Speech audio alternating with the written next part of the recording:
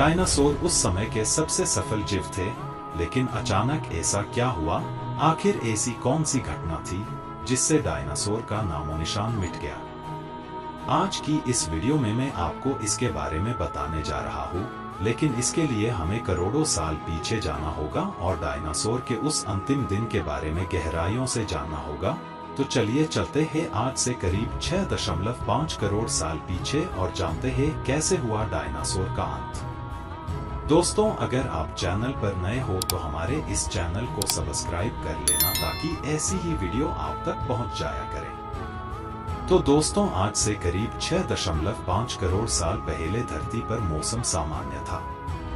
समुद्र की ठंडी हवा और बड़े बड़े पेड़ थे। चारों तरफ डायनासोर के चिल्लाने और चीखने की आवाजें थी जब डायनासोर की सारी प्रजाति धरती पर बड़े आनंद से अपना जीवन गुजार रहे थे। तब 10 करोड़ साल पहले ही इनकी किस्मत लिखी जा चुकी थी। 10 करोड़ साल पहले एक छोटा सा एस्टेरॉयड धूमकेतु का टुकड़ा जो सुदूर अंतरिक्ष से आ रहा था और वह पृथ्वी से लगभग 20 करोड़ मील दूर मंगल और बृहस्पति ग्रह के बीच बने क्षुद्र ग्रह में घूम रहे एक बड़े एस्टेरॉयड धूमकेतु से टकराता है। इस टकराव से उस बड़े एस्टेरॉयड की दिशा बदल जाती है और वह क्षुद्र ग्रह से निकलकर सीधे पृथ्वी की ओर 22000 मील घंटे की स्पीड से बढ़ने लगता है।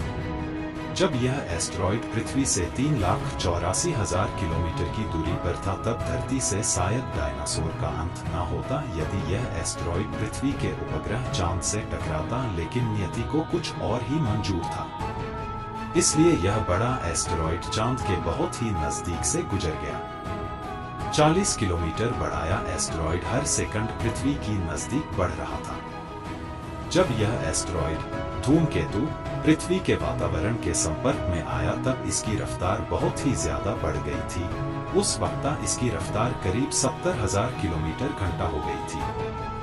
पृथ्वी के वातावरण में घुसते ही घर्षण के कारण एक भयानक आग के गोले में वो एस्टेरॉयड बदल गया। इसकी रफ्तार इतनी ज्यादा थी कि सिर्फ 4 मिनट में अटलांटिक महासागर को पार कर लिया।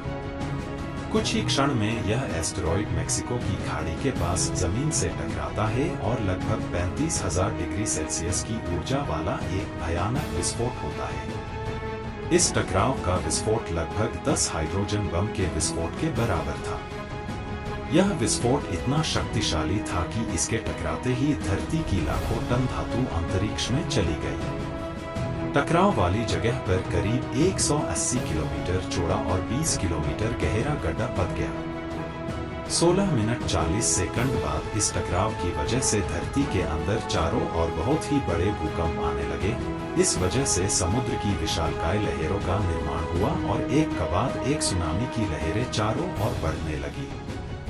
भूकंप के कारण धरती पर मौजूद सभी सक्रिय ज्वालामुखी बाहर निकल गए, जिसकी वजह से हर जगह पर डायनासोर और कई सारे जीवों का विनाश शुरू हो गया। धरती के महाविनाश की प्रक्रिया आरंभ हो चुकी थी।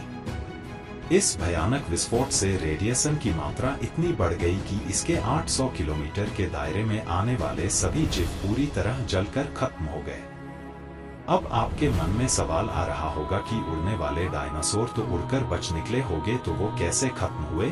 लेकिन उड़ने वाले डायनासोर जमीन से तो बच निकले, पर जो मेटल पृथ्वी से अंतरिक्ष में गया था वो ग्रेविटी के कारण आग के गोले बनकर पृथ्वी पर बरसने लगा, जिसमें सभी उड़ने वाले जीव का हवा में ही खत्म हो गए। विस्फोट के 40 मिनट बाद पृथ्वी का वातावरण 100 डिग्री से भी बढ़ गया, जिसमें पेड़ पौधों वनस्पति सहित सारे जीव खत्म हो गए। विस्फोट के 90 मिनट बाद तापमान 200 डिग्री के ऊपर चला गया, जिसकी वजह से जो डायनासोर या अन्य जीव विस्फोट के इलाके से हजारों मील दूर थे वो भी इस गर्मी से बच नहीं पाए।